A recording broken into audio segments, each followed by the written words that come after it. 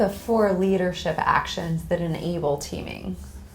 So I like to say, because teaming is not a natural process, in that we're naturally drawn to people who are like us rather than different from us, and we're naturally inclined to kind of pursue our own interests and expertise. So there's all sorts of forces, psychological and organizational, that make it hard. And so leadership is needed. My definition of leadership is the force that helps us be better, right? That helps us overcome the natural tendencies we have. And so leadership is needed to help us do this fast-paced cross-boundary teaming. And I've identified 4 kind of essential leadership tasks that help bring this about. The first one, which in many ways is the starting point, it's the most fundamental, is framing the challenge. Leaders have to frame up the challenge, explain why it's meaningful, explain why it's going to be difficult, and we're going to have to give it all we have, and we're going to make mistakes along the way, and that's okay because we're figuring some things out as we go. So framing the challenge means giving meaning to it so that we can cope with the struggles and stresses that we're going to face and realize that's okay. It's part of the journey. It's part of the learning journey.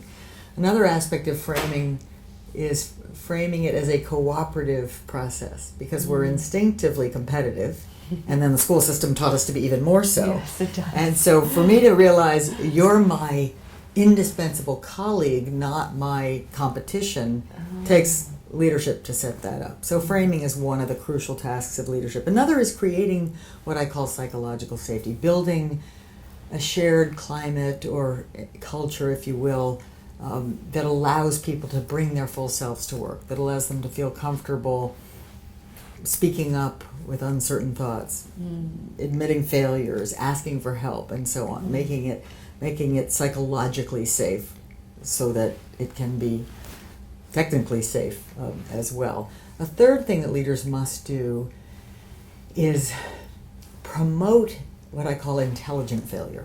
Promote people's willingness to experiment on the front lines of our knowledge, go into terrain we don't yet know much about, and you're not going to get it right the first time. So leaders have to help people take those risks, go forward, thoughtful, intelligent hypotheses that don't always yield the results we want.